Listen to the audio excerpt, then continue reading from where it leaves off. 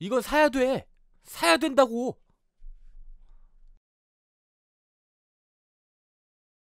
안녕하세요. 역TV입니다.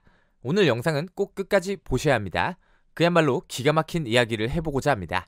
500년이 넘게 이어져온 조선의 자존심, 사회적 특권층인 양반과 그 특권 의식, 그리고 사라지지 않았던 신분제에 대해 알아보겠습니다. 500년 조선 왕조는 철저한 신분제 국가였고 양반은 그 조선의 근본이며 조선을 상징하는 계층이었습니다. 자, 조선, 대한제국이 멸망하기 얼마 전에 1894년부터 시작된 갑오개혁으로 드디어 조선의 신분제가 폐지되었고 노비들이 해방되었고 천민들이 사라졌죠. 그러나 500년이 지속되어 온 이 신분제가 과연 사람들의 인식적으로 없어졌을까요?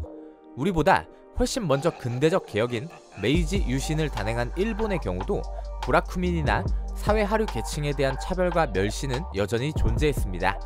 물론 메이지 정부는 표면적으로 3인 평등을 내세웠고 조선에 대해서도 내선 일체를 부르짖으며 조선인과 일본인을 차별하지 않고 모두 같은 하나라고 규정했지만 실제로는 조선인은 2등 신민으로 분명히 인식의 차이와 차별이 있었죠.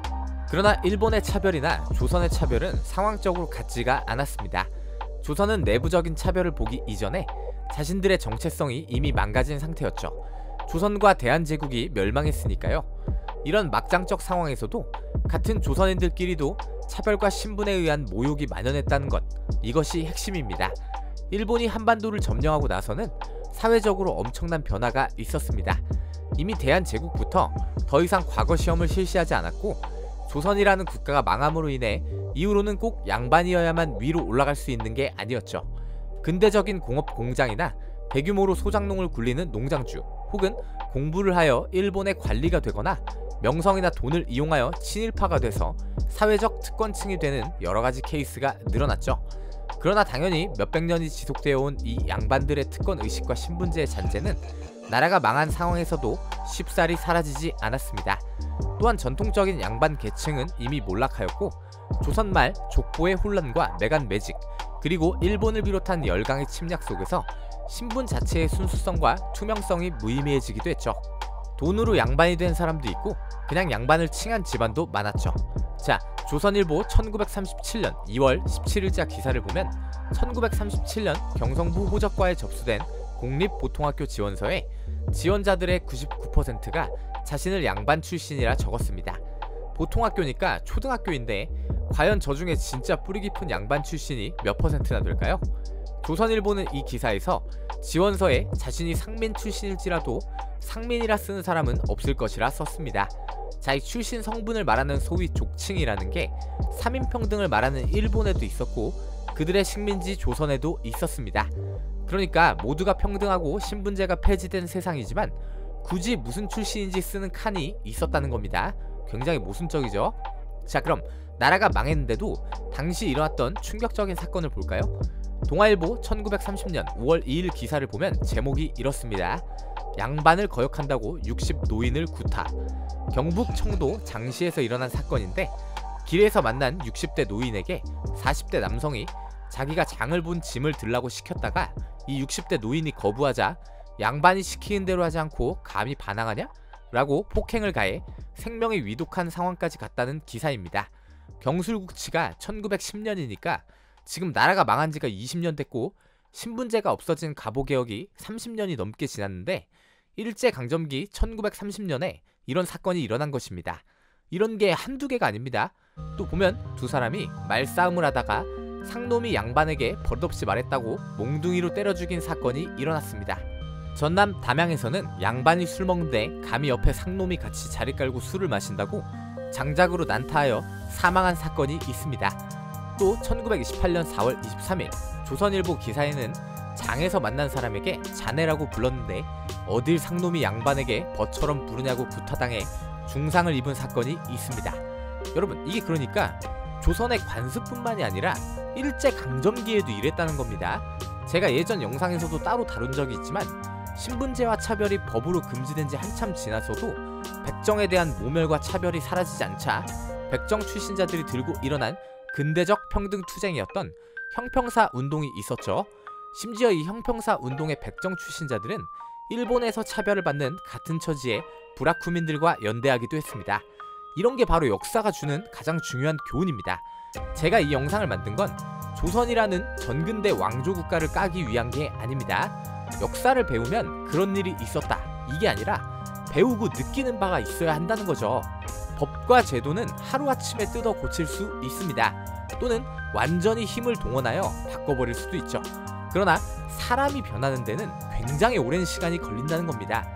조선이 망한 지 몇십 년이 지나도 똑같은 사람끼리 천한 녀석이 언행이 불손하다, 상놈이 감히 태도가 왜 그러냐, 이래서 얻어맞고 심지어 죽는 일도 심심치 않게 일어났다는 겁니다. 심지어 더 큰 공공의 적인 일본에게 조선인 전체가 2등 신민 소리를 듣고 있던 처지인데도 같은 조선인들끼리 이러고 있었다는 겁니다. 이러한 신분적 차별은 오랜 시간 동안 신분제도가 있었던 일본에도 당연히 있었고, 미국도 아예 2차 대전이 끝나고 1940에서 1990년대까지도 흑인이나 인종에 대한 차별이 수없이 있었죠. 그러나 조선에서 있었던 이러한 차별과 멸시 문화는 정말 큰 문제입니다. 왜냐하면 이 향촌과 양반사회 사람들은 오히려 자신들이 특권층이던 옛 조선을 그리워하고 나라가 망하고 세상이 변하는데도 그것을 인정하길 거부한다는 것이죠. 이 상놈의 세상이라는 게 바로 양반들이 주로 하던 욕으로 옛날 같으면 어디 저런 상것들이 저러고 다니겠냐, 이런 뜻이 담긴 조롱적 욕설입니다. 차라리 일본이 철저하게 통제하던 경성이나 수도권에서는 좀 나았지만 일제강점기에도 없어지지 않은 시골 향촌 같은 경우 양반들에 의한 보복 폭행, 살인사건이 빈번하게 일어났습니다. 이런 지방사회에서는 아직도 양반과 문중들이 조선 때부터 이어온 땅을 가지고 지주인 경우가 많았고, 향촌의 인텔리들이 아직도 양반 출신인 경우가 많았죠. 1927년에는 경상북도 군기군 생계면 동산동에서 진규련이라는 자가 자신의 문중 42명과 함께 김청학이라는 자를 구타했는데, 그 이유가 쾌지나 칭칭 나내를 부르며 춤을 추던 김원학과 김청학이 양반모와 양반들이 신던 신발을 신었다는 이유로 폭행을 가하였고, 김청학의 집에까지 다시 찾아가서 폭행을 했다는 기사가 있습니다. 여러분, 황당하게도 일본에게 있어서도 이런 사건은 굉장히 골치였습니다. 3인평등은 일본뿐 아니라 그들의 점령지인 조선에도 해당되는 것인데 하루가 멀다 하고 이런 사건이 일어났죠. 심지어는 당시 분위기가 어떠했냐면, 원래 양반이던 사람이 양반들이 천시하던 공업이나 장사 같은 일에 뛰어들면 그 사람을 양반 출신으로 인정하지 않고 무시하고 천시하는 문화까지 있었습니다. 자, 양반의 본고장이 안동의 도산서원인데, 여기서는 일제강점기 1925년 소장료를 납부하지 못한 일반 소장농들에게 태형을 때린 사건이 있었습니다. 이 당시 조선 아닙니다. 일제강점기입니다. 이에 빡친 안동의 단체들과 시민들이 도산서원 철폐 운동을 벌이기도 했습니다. 참 재미있죠? 일제강점기에도 양반이 상놈들에게 형벌을 주죠. 여러분, 야학이라고 들어보셨습니까? 없는 사람들에게 그래도 근대적인 교육을 해보겠다고 당시 여러 군데 설치된 교육기관이었죠. 자, 동아일보 1922년 8월 31일 기사를 보면 정말 가관입니다. 제목부터 야학을 방해하는 양반, 상놈을 가르치면 양반이 양반 노릇할 수 없다고. 참, 그러니까 지방 곳곳에 야학을 설치하는 것을 그 지방의 양반들이 반대를 했는데, 그러니까 이런 논리죠. 상놈들과 그 자식들이 공부를 하면 양반의 세력이 약해질 수 있으니 미리 막아야 한다, 뭐 이런 겁니다. 일제강점기인데 양반의 세력이 약해지는 걸 두려워하고 있어요. 참, 이걸 대체 뭐라 해야 할지. 왜냐, 아무리 근대적인 경찰과 사법, 형법이 있는 일제강점기라도 사실 지방 곳곳까지 전부 관리하기는 어려웠고, 또 지방의 유지인 옛 양반들은 일본에게 직접 개기지 않는 이상 크게 터치를 안 했기 때문이죠. 그러니까 지방의 양반들은 아직도 조선시대에 살고 있는 사람들이 꽤 있었다는 겁니다. 여러분, 사실은 이런 인간들과 문화 자체가 정말 거대한 문제죠. 과연 일제강점기에 일본인들도 아니고 조선의 지배층이었던 양반에게도 이런 대접을 받고 차별과 무시를 받는 사람들이 조선이라는 나라에 애정과 애국심이 생길까요? 사실 나라가 이 모양 이 꼴이 된 게 그 조선을 지배하던 양반층이 나라를 그지같이 이끌었기 때문에 그 모양이 된 거잖아요. 그러나 보십시오. 나라는 풍비박산 났고 일본의 군대가 나라를 지배하고 군림하는데 양반들은 상노미에 군림했던 그 특권과 문화를 포기하려고 하지 않습니다. 그런데 경성의 학교 입학생 중 그 어떤 바보가 자신이 상놈 출신이라고 쓰겠습니까? 아니어도 양반 출신이라고 쓰죠. 어차피 뭐 한 명 한 명 조사하는 것도 아니고. 이러한 신분제와 멸시 문화는 정말로 없어져야 하며 이것이야말로 역사가 주는 교훈입니다. 법과 제도와는 달리 사람은 쉽게 바뀌지 않는다는 것. 이것이 여러분들에게 저 장의사가 정말 하고 싶은 이야기입니다. 인도는 카스트 제도라고 하는 뿌리 깊은 신분 제도가 사람들의 뇌리 속에 박혀 있습니다. 당연히 현재 인도에서는 카스트 계급 같은 말도 안 되는 신분을 법제화하지 않았고 인정하지 않습니다. 그러나 천민과 수드라에 속하는 사람들이 투표를 하러 갔다가 맞아 죽는 사건이 21세기에도 있었을 정도로 심각하죠. 이슬람 국가에서도 국가의 법이 규정하지는 않지만 청바지를 입었다고 얻어맞고 죽는 여성이 있었죠. 우리의 경우는 너무 안타깝습니다.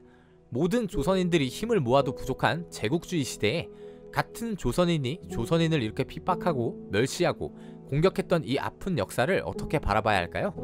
이러한 혐오주의는 현대사회에서도 수없이 많습니다. 과거 노무현 대통령 때는 제가 다니던 학원 원장님이 당시 16대 대선이었는데 저는 투표권이 없던 시절입니다만 그 원장님이 서울대 영문과 출신이었습니다. 제가 누구를 뽑으실 거냐고 물어보니까 어디 고졸 자식이 대통령이 되겠다고 해? 이랬던 적이 있었죠. 사실 그 옛날 합격자 60명 뽑던 시절에 사법고시 합격하고 판사까지 찍은 사람 보고도 어디 고졸 출신이라는 말이 나오는 걸 보고 어린 나이지만 깜짝 놀랐죠. 재미있는 게 상대였던 이회창은 또 이 대한민국의 자존심이라 할 수 있는 서울대 법대 출신이었죠. 여러분, 사람은 바뀌기 어려울 뿐 아니라 안 바뀌는, 바꿀 수가 없는 사람도 많습니다. 그것을 역사가 증명합니다. 바로 일제강점기에 조선인을 탄압했던 저 양반 같은 사람들이죠. 물론 모든 양반이 그랬던 것은 아니지만 조선의 지배층의 이런 추태는 특권과 실권, 힘을 가진 사람들이 얼마나 무서운지 우리에게 깊은 역사적 교훈을 줍니다.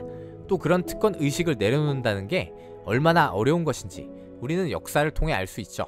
또한 우리가 잊어서는 안 되는 것, 이 한반도에 신분적 평등이 처음 선포된 것은 1894년부터로 불과 120년 전이라는 것. 여러분들의 할아버지 때만 해도 상놈이라 무시당하고 얻어맞고 그랬던 사람이 충분히 있을 수 있다는 겁니다. 그리고 일제강점기까지도 진정한 의미에서의 평등이 전혀 이루어지지 않았다는 것 때문에 말뿐인 평등에 저항하며 싸우는 사람들이 있었다는 것, 나라를 잃은 우리 한반도인들에게 그 원흉인자들의 횡포가 있었다는 것, 이것을 말하고 싶었습니다. 모두가 한 번씩만 생각해 봅시다. 나라 잃은 일제강점기에도 이런데 과거 조선 사회에서 천민, 노비라는 게 과연 뭘까요? 사람은 맞는 걸까요? 능력이나 신체의 차이가 각기 다르기 때문에 진정한 평등이란 있을 수가 없다는 말이 있습니다. 그러나 리히텐베르크는 바로 그런 이유 때문에 권리의 평등이 더더욱 필요하다고 말했습니다. 사람이 가진 지혜와 힘이 불평등한데 권리마저 불평등하다면 약한 자가 강한 자에게 받는 포갑은 더욱 커져 갈 것이기 때문입니다. 레프 니콜라이비치 톨스토이. 감사합니다.